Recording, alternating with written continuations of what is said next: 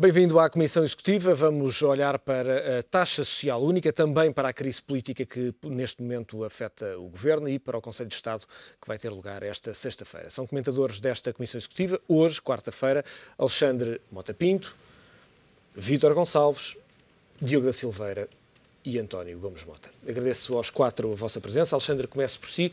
Já consegue ter uma noção exata daquilo que é a proposta anunciada no sentido da taxa social única, aumento para os trabalhadores e redução para as empresas, e que impactos teria, positivos ou negativos?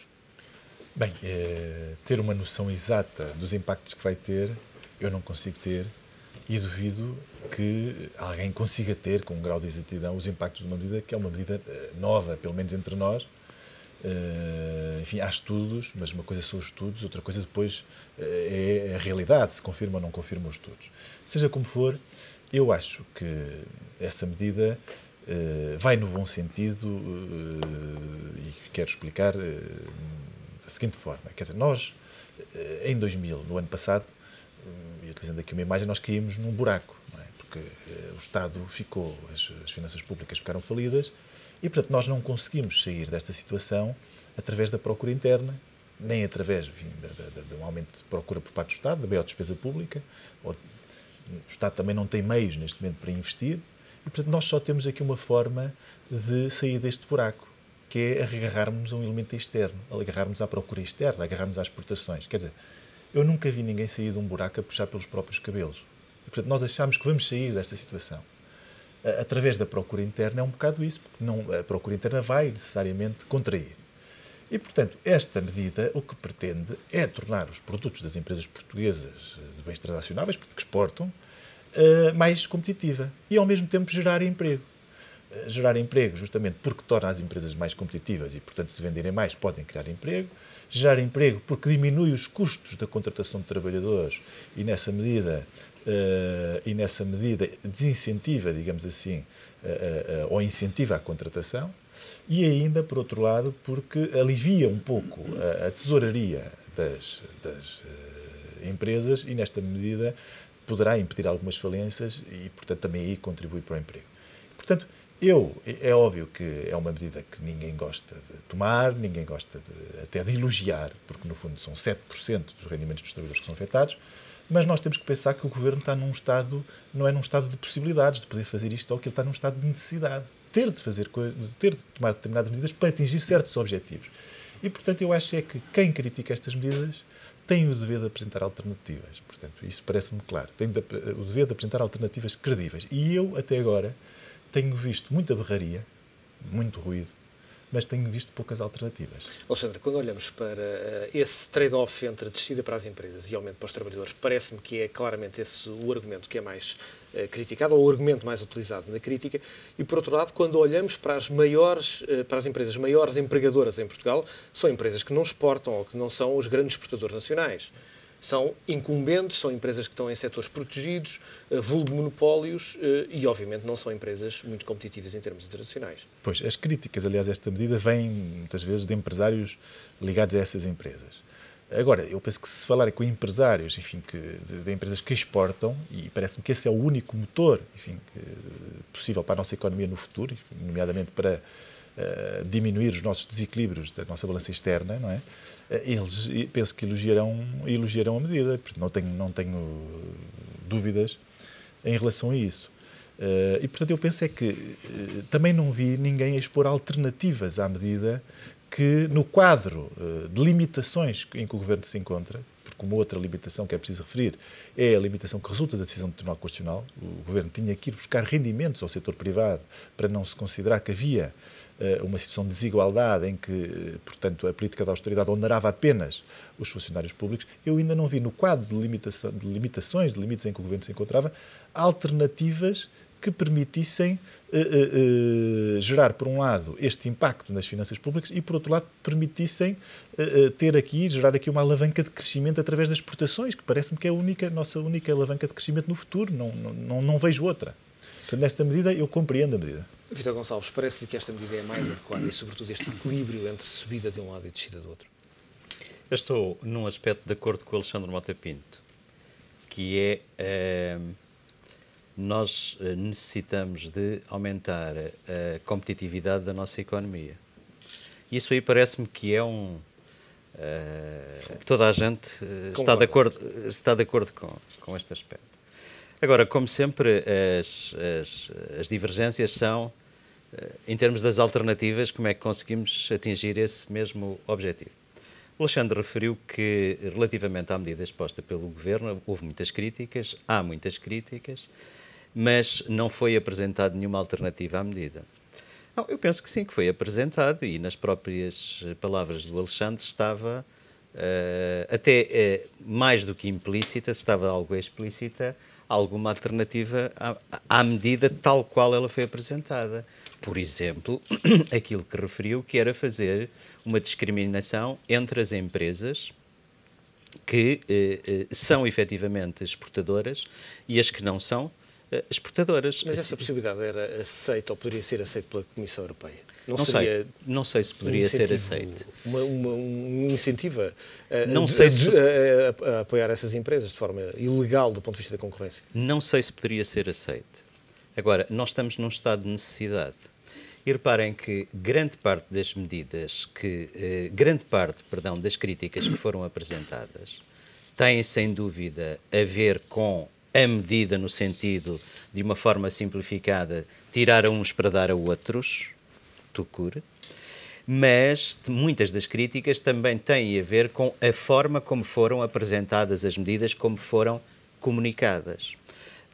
Quando o Rui Pedro põe a questão extremamente bem, mas isso era possível, e eu digo com toda a franqueza, não sei se era possível, mas talvez tivesse havido alguma compreensão se na forma como a medida foi comunicada, se tivessem sido de uma forma pedagógica apresentados o entendimento do Governo, o que é que se procurou ser feito, as limitações àquilo que eventualmente se pretendia fazer, e depois não tínhamos outra alternativa.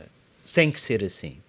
Ora, isto as pessoas estão, quando que lhes explicam que não havia outras alternativas, e porquê? Porque não é só dizer que não há outras alternativas. Nós não vemos outras alternativas. Quem quiser, desculpem-me o plebeanismo da expressão, quem quiser chegue-se à frente e apresente medidas. Isto é pouco, não é? Era bom que nos fosse logo dito que foram tentadas outras medidas, outras alternativas que foram discutidas, etc. Por isso, em síntese, relativamente a este aspecto, eu não sei se era possível aceitar, eu não sei se tinha sido discutida, porque às vezes há coisas que, em estado de necessidade e com períodos de vigência relativamente curtos, pode-se conseguir, não é? Tudo depende de uma negociação que é feita. Por isso, eu não sei se essa alternativa foi foi discutida, mas penso que deveria, se não o foi, deveria ter sido, não é? Diogo, que leitura faz destas medidas? Talvez construindo nos dois pontos anteriores, começando pelo o ponto do Vítor, eu acredito que tenha sido testada à medida e que efetivamente não tenha havido um eco positivo, porque um dos problemas da medida é efetivamente o facto de ela ser transversal, quando ela nos casos beneficia, nos outros casos não é claro que beneficie. Mas eu, construindo em cima do ponto do Vítor, diria efetivamente que poderia ter havido algum, vamos dizer, reverse engineering, ou seja, se todos concordamos que o que é preciso apoiar são as empresas que podem exportar, ou, no mínimo, entre aspas, as que podem substituir importações, não esquecer esse mercado também, então vamos construir uma medida em que nós já sabemos de antemão que não vamos ter problemas com a Direção-Geral da Concorrência Europeia, ou com a Comissão Europeia. E, portanto, talvez tivesse, então, nessa altura, optado por outra medida. Portanto, temos é de nos focalizar no objetivo, e o objetivo é claramente, porque também foi referido pelo Alexandre, irmos pelo crescimento externo, não vai haver crescimento interno, não vai haver, portanto, só externo. Depois, se quisermos sofisticar e tentando aqui fazer algumas, não ainda propostas, mas algumas reflexões, fará com certeza sentido segmentar, como se faz tipicamente no mundo mais empresarial, não é? Há um conjunto de países onde nós ainda não estamos presentes e onde poderíamos estar presentes e têm de ser atacados, e aí o governo pode ajudar e facilitar de uma forma distinta. Vamos pensar na China. A China é um país que está com certeza, quem os conhece, eu tive a ocasião de ir várias vezes à China, muito receptivo às empresas portuguesas à luz do tratamento que eles tiveram por parte de Portugal. Daí o tratamento e o apoio que pode haver através de comitivas, de estudos de mercado, de apoios, quer dizer, a aproximação que pode haver ao mercado chinês é uma.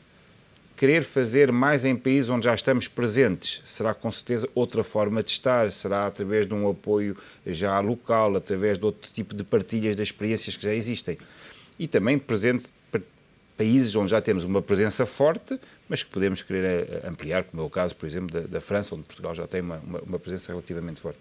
Portanto, eu diria que é preciso estarmos de acordo sobre o objetivo e depois que tudo esteja em coerência. Aqui o que não está claro para mim é a coerência das medidas face ao objetivo. Que é preciso fazer medidas de austeridade, estamos todos de acordo, têm de ser equilibradas, não está claro para mim que estejam totalmente equilibradas, têm de ser fundamentadas e têm de trazer vivido e não serem muito experimentais, porque isto não é justamente uma empresa, é um país, e neste caso esta medida, o mínimo que se possa dizer é que não está muito testada. Finalmente, quando a medida não é muito fácil de entender, tem de se redobrar no esforço de comunicação. Não tivemos um sucesso tão grande como o Governo teve noutras alturas. Portanto, aí há uma margem de progressão. António, e acrescento aqui um ponto, houve também pouca ou nenhuma conversa com os parceiros sociais que se queixam exatamente disso. A medida foi anunciada sem ter sequer chegado à mesa da concertação social. Pois isso é um ponto que já foi objeto de muitos comentários e justos. Eu sobre esta medida, enfim, tendo ouvido os meus 3 colegas e amigos, eu gostaria só de acrescentar fundamentalmente 3 pontos. O primeiro ponto é nós pensarmos se esta é a aplicação mais eficiente de dinheiro, nestes termos. Na prática, as empresas vão ter uma poupança de cerca de 2.200 milhões de euros com a medida.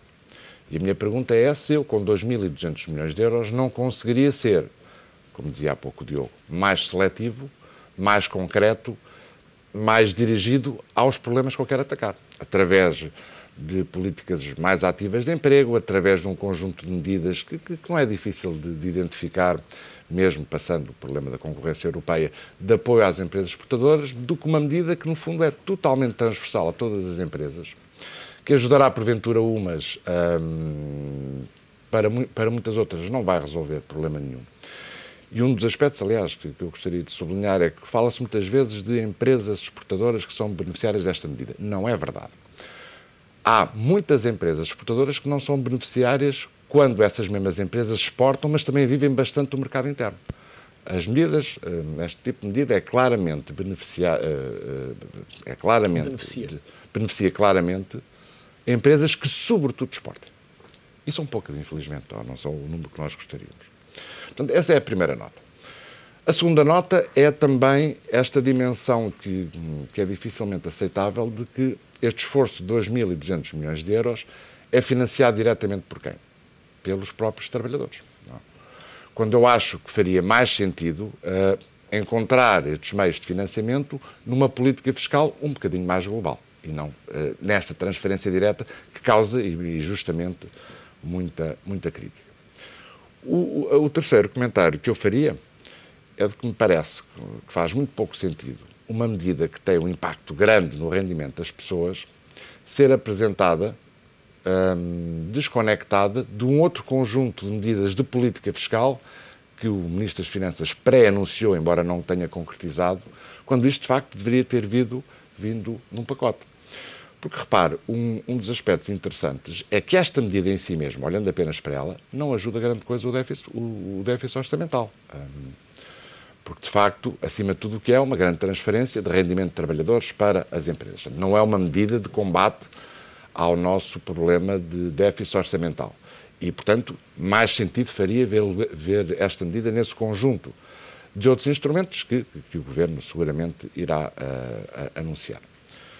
O terceiro e último comentário foi uma afirmação do Ministro das Finanças quando explicou melhor esta medida e também pré-anunciou mais um conjunto de medidas ao ter referido que o Governo iria fazer um esforço adicional de combate à despesa, no sentido, na medida do possível, de tentar atenuar este conjunto de nova carga fiscal. Que eu entendo a afirmação, mas é uma afirmação que, se nós olharmos para esta história recente, é preocupante. Porque esse esforço adicional já, por definição, devia existir. Isto é, o Governo deveria ter feito tudo o que é possível em termos de redução da despesa, e só naquilo que não fosse possível, então é que haveria de encontrar receitas fiscais adicionais para combater ou para atingir o objetivo do déficit orçamental. E esse é um aspecto que eu acho que é francamente importante. Finalmente, e disse que era um termo, mas esta também não posso deixar de referir, o que eu espero que não aconteça nesta evolução que seguramente esta medida vai ter, a tal modelação ou balanceamento referido, é que não desvirtuem a própria taxa social única. Porque a taxa social única não é um imposto. É uma taxa que todos nós pagamos, que as empresas também contribuem, para um serviço que nos vai ser prestado no futuro, que é a nossa própria reforma. Se nós começamos com taxas diferenciadas, com outro tipo de escalonamentos, a medida perde toda, a taxa perde todo o seu sentido. E, portanto, espero que, qualquer que seja o resultado final, que mantenham a taxa social única com o conceito e com os objetivos que tem tido até hoje. Alexandre, no último ano o Governo fez um esforço grande de implementação de medidas, todos os contribuintes fizeram também o seu esforço, ou a sua parte de esforço, com um contexto europeu que era e que foi extraordinariamente complicado. Passado este tempo, parece haver sinais de algum, digamos, luz ao fundo do túnel na Europa, e numa semana Portugal coloca em risco nos mercados internacionais, com subida de juros, novamente, com um contexto que não é muito positivo da nossa imagem externa, este trabalho que foi feito no último ano. Parece-lhe que isto é um cenário em que se revê ou, de facto, não tem esta leitura? Portanto, não acho que tenhamos posto em causa o trabalho que foi feito. Aliás, um bocado paradoxalmente, eu considero que, em termos objetivos, face àquilo que se passou na Europa e, sobretudo, na Alemanha, os últimos 10 dias foram bons para a possibilidade de recuperação de Portugal, porque houve um momento, de meu ver, que seria decisivo, que foi a decisão do Tribunal Constitucional Alemão de considerar que a participação, no fundo, da Alemanha no Mecanismo Europeu de Estabilidade,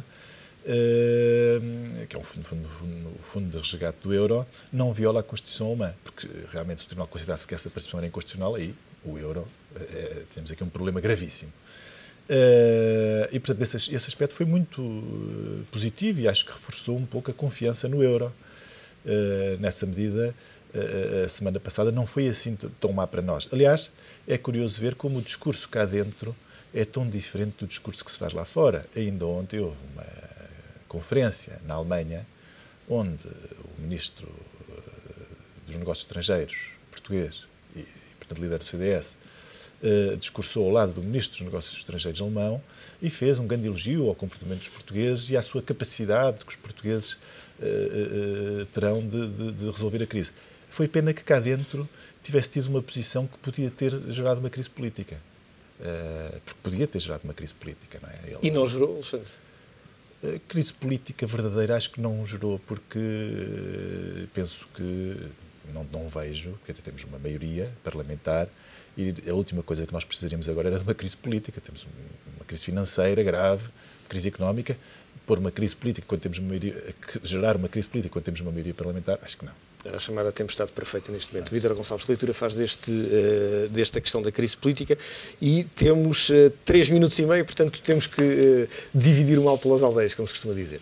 Pois, ainda não estamos na crise política, mas podemos não estar longe. Obviamente que desejo que não cheguemos lá, mas ainda há alguns minutos ouvia na rádio a posição de um antigo Presidente da República em Portugal, Dr. Mário Soares, que tinha a opinião que o Presidente da República deveria substituir este governo como foi feito em Itália. Eu não partilho da mesma opinião, dessa opinião, mas isto para dizer que está criado aqui um ambiente que desejo bem que se possa dissipar rapidamente e que o próximo Conselho de Estado possa ajudar a que os partidos que estão na coligação encontrem uma via para poderem estar sentados em volta da mesma mesa a gerir eficazmente o destino do nosso país. Por isso,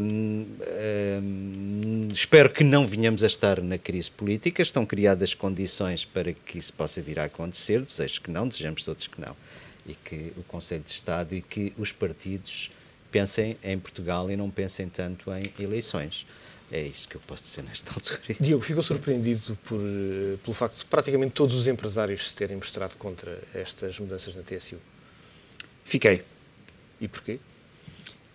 Porque muitos de nós, diria para me incluir, temos pedido um conjunto de medidas para apoiar a atividade, ou pelo lado de facilitar a procura, ou para nos facilitar a oferta. E não penso, como já disse, não pensando que a medida só tem efeitos positivos, longe disso, e só vai apoiar um certo tipo de empresas, achei que a resposta foi muito transversal e foi muito negativa. Eu acho que é preciso saber separar o trigo do joio e ver os pontos positivos.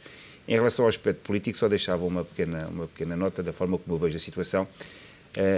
Até os bons alunos, de vez em quando, cometem erros. Nós temos sido um bom aluno neste tema.